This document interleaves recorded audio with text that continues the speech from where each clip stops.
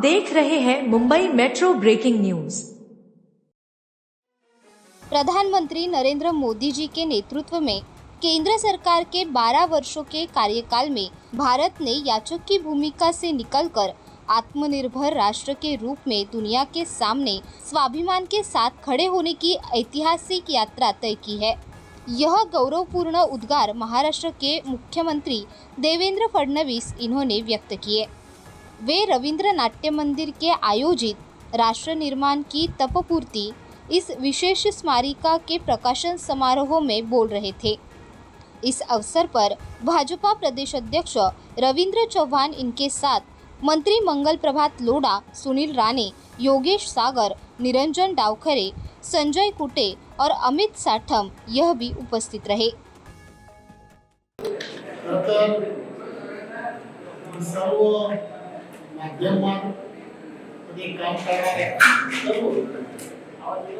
आज आपण अतिशय चांगल्या पद्धतीने या ठिकाणी उपस्थिती दाखवली। प्रसार माध्यमांनी सुद्धा आजचा देशासाठी आणि देशवासियांसाठी महत्त्वाचा असणारा हा विषय देशाचे पंतप्रधान आदरणीय नरेंद्र मोदीजी पंतप्रधान म्हणून त्यांनी शपथ घेतली आणि शपथ घेतल्यानंतर पासून आजपर्यंतची 12 वर्ष एक तप,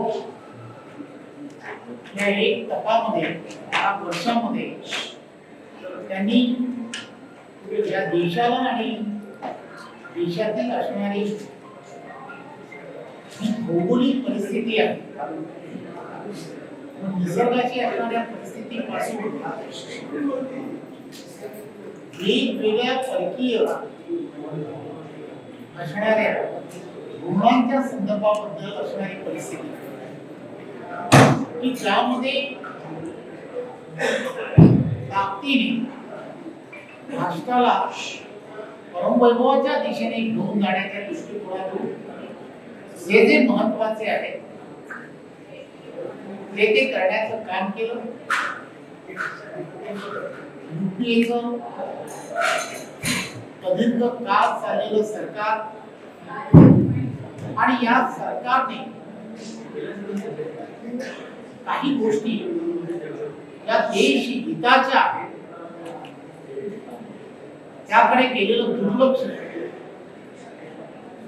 आणि या 12 वर्षामध्ये देशाच्या पंतप्रधानांनी जे निर्णय घेतले, मग ते निर्णय आपण सर्वांनी पाहिले असतील, अनुभवले असतील। देश एक वेगळ्या दिशेने जगभरामध्ये जाताना आम्हाला सरकारला दिसतो। प्रत्येक क्षेत्रामध्ये छाप पाडण्याचं काम हे देशातील असणाऱ्या विविध गुणांमुळे झालं हे आपण सर्वांनी पाहिलं। भारतीय जनता पार्टी महाराष्ट्र प्रदेशाने एक प्रयत्न केला की आपल्याला या 12 वर्षामध्ये 12 विषय घेऊन खरं तर एका कॉम्पिटेबल बुक मध्ये हे सर्व विषय ते आपल्याला मांडता येतील का, तर ते कदापि मांडता येणार नाही। परंतु तरी सुद्धा एक प्रयत्न आपल्याला करता येऊ शकतो का, आणि म्हणून हा प्रयत्न भारतीय जनता पार्टीच्या महाराष्ट्र प्रदेशाने केला आणि त्या आज प्रकाशन महाराष्ट्राचे लोकप्रिय मुख्यमंत्री देवेंद्रजी यांच्या हस्ते आज झालं। खरं तर आपण त्यांना देवेंद्रजींनाही बोलतात, जसे नरेंद्र मोदीजी 24/7, त्याचप्रमाणे देवेंद्रजी 24/7